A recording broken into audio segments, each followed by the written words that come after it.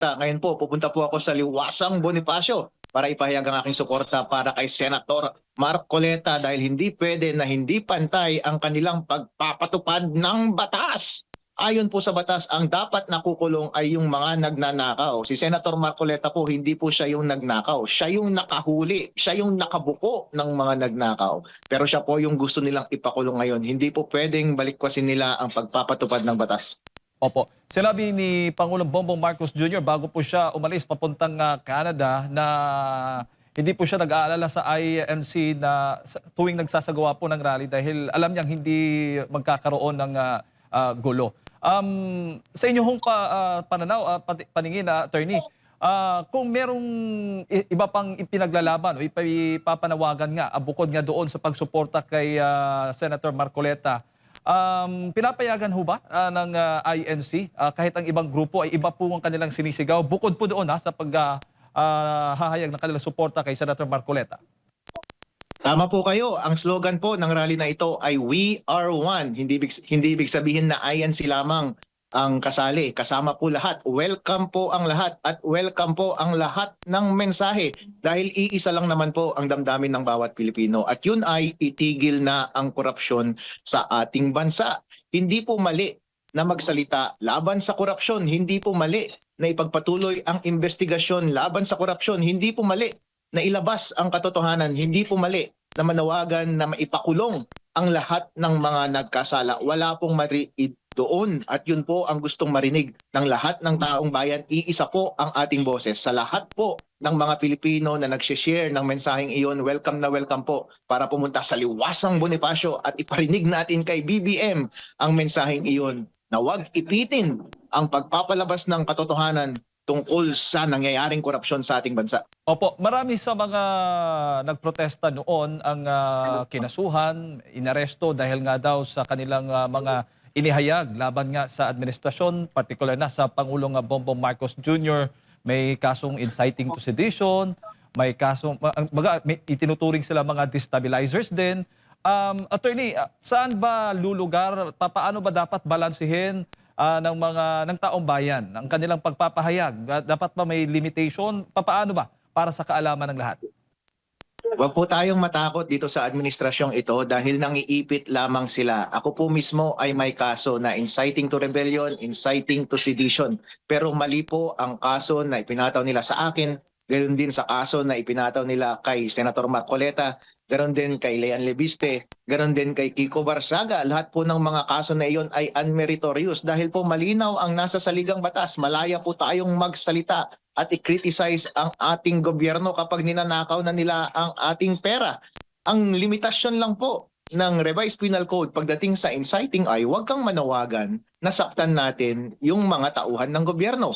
Huwag kang manawagan na sabihin mo sa taong bayan na hindi na sila sumunod sa batas. Hindi naman po yun ang pinananawagan namin. Ang pinananawagan namin ay itigil ang korupsyon sa Pilipinas, ipagpatuloy ang investigasyon tungkol sa korupsyon, ipakulong at sampahan ng kaso ang mga natagpuang nagkasala at huwag nating pigilan na ilabas ang katotohanan. Kung ang ibig sabihin yan ay dapat managot sila Zaldico, sila Romualdez, sila BBM dahil siya naman ang in charge doon sa executive. Sabi nga ni Romualdez, ayun ay consequence ng aming mga pahayag at wala pong illegal doon dahil pwede nating i-criticize ang ating gobyerno kapag hindi tama ang kanilang ginagawa. Kahit nga manawagan tayo na mag-resign si BBM, na nagkamali si Boying Remulla, na nagkamali si John Vic Remulla, na mali ang ginagawa ni Matibag ay hindi po yun illegal dahil kalayaan po natin na magsalita at lumaban sa korupsyon dito sa ating bansa at huwag nating payagan na magpatuloy sila sa kanilang mga maling gawain.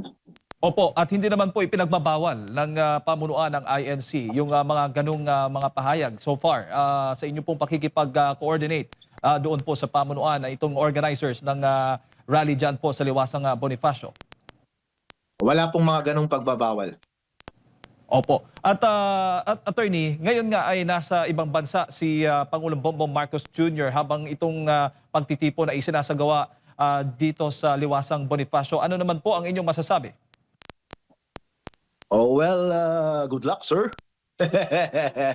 And keep us safe dito sa aming pagrarally ngayon. Sana po ay gawin ninyo ng maayos ang inyong trabaho Kung sino po sana ang natagpuan na nagkasala, sila po sana ang makasuhan. Hindi po kami na nag-voice out lamang ng aming criticism laban sa iyo.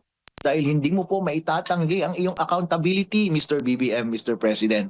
Kayo po ang itinuturo ni Romualdez, kayo po ang tinuturo ni Zaldico, umamin na po yung dalawa.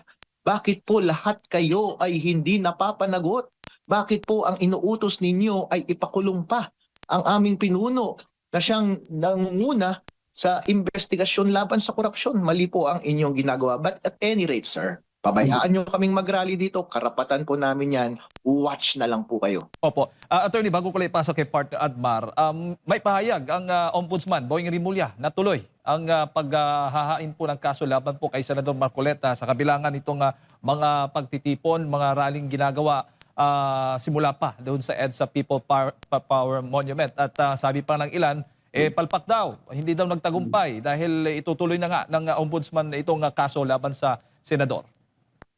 Di tuloy din po kami sa aming pagrarally at personally po, hindi po ako papayag na maaresto si Senator Marcoleta. At alam ko po na maraming Pilipino, hindi lamang ang iglesia, na ang damdamin ay hindi nila kayang atimin ang ganitong pagbabaliwala ng ating batas, ang ganilang pagpapatupad ng selective justice. Hindi po pwede na yung leader namin na siyang nag-umpisa at nagpapatuloy ng investigasyon laban sa korupsyon, ang tanging nais niya lamang ay malaman ng katotohanan at mapanagot ang lahat ng nagkasala, ay siya pa ang ikukulong. Habang yung mga natagpo ang nagkasala at umamin ay hindi ipapakulong at hindi kakasuhan at ginagawa pang star witness. Yan po ba ang tamang pagpapatupad ng ating batas?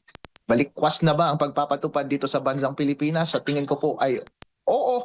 At yan po ay sapat na dahilan para ako ay manatili dyan sa Liwasang Bonifacio at hindi ako titigil hanggat hindi sila magbago ng kanilang posisyon patungkol sa kanilang pagpapatupad at pag-aresto kay Senator Marcoleta. At alam ko po, marami dyan sa Liwasang Bonifacio ngayon, ganun ang damdamin. Hindi po talaga kami papayag na arestuhin ang aming leader. Dito lang po kami. Tingnan po natin kung saan makakarating ang aming aktibidad.